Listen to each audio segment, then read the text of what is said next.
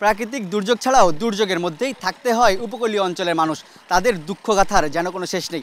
ঠিক সেই রকম চিত্রই দেখা যাচ্ছে খুলনার দাগব উপজেলার তিলডাঙ্গা ইউনিয়নের বটবুনিয়া বাজার সংলগ্ন যে বেড়িবাঁধ এবং এর আশেপাশের বিস্তীর্ণ এলাকা ৫-৬টি গ্রাম। এই মুহূর্তে এসব গ্রাম পানিতে নিমজ্জিত রয়েছে। অর্থাৎ যে বেড়িবাঁধ ঢেকি নদী সংলগ্ন ৪০ মিটার বাঁধ মঙ্গলবার রাত ১২টার দিকে ভেঙে যায়। তারপর থেকেই কিন্তু আসলে দুর্বিষহ মানবেতর জীবনযাপন করছেন এই অঞ্চলের মানুষেরা। জনপদ ঘুরে দেখা যায় নদীর নোনা পানি ঢুকে বটবুনিয়া, কামনিবাসী, কাকড়াবুনিয়া, তেঁতুলতলা সহ আশেপাশের ৬টি গ্রামের মানুষ এখনও পানিবন্দী অবস্থায় রয়েছেন। ভেসে গেছে ঘেরের মাছ, পানির নিচে রয়েছে আমন ক্ষেত। সব বুড়ে গেছে। এখন নদীর থেকে আমার ঘর থেকে এখন বাড়ি আসতে হয়েছে। ধান যেগুলো আছে সেগুলো নষ্ট হওয়ার সম্ভাবনা বেশি।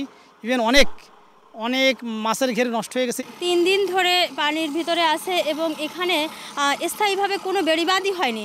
অনেক দিন ধরে ভাঙন, আজকে থেকে ভাঙন না, বহুদিন ধরে এখানে ভাঙন আছে। কিন্তু আমি প্রশাসনের দৃষ্টি আকর্ষণ করব যে এখানেও নিশ্চয়ই কোনো খামতি আছে, তা না হলে এত দিন ধরে কেন এটা এভাবে পড়ে আছে। পানি যদি না নামে তাহলে যে ৬টি গ্রাম এখানে তলিয়ে গেছে, ওদিকে আরও পানি ক্রমাগত প্রতি জোয়ারে বাড়ছে এবং ধারণা করা যাচ্ছে যদি আজকে রাত্রের ভিতরে এই বাঁধ শক্তভাবে নির্মাণ না হয়, ওদিকে আরও ৫টি গ্রাম তলিয়ে যাওয়ার সম্ভাবনা আছে।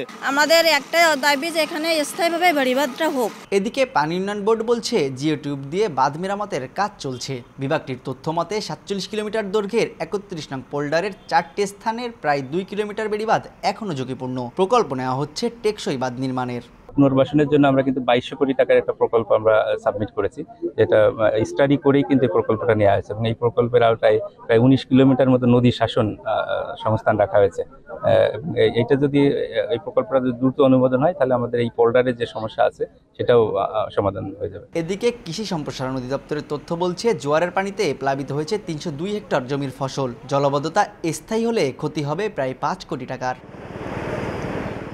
তানজিম আহমেদ, সময় সংবাদ, খুলনা।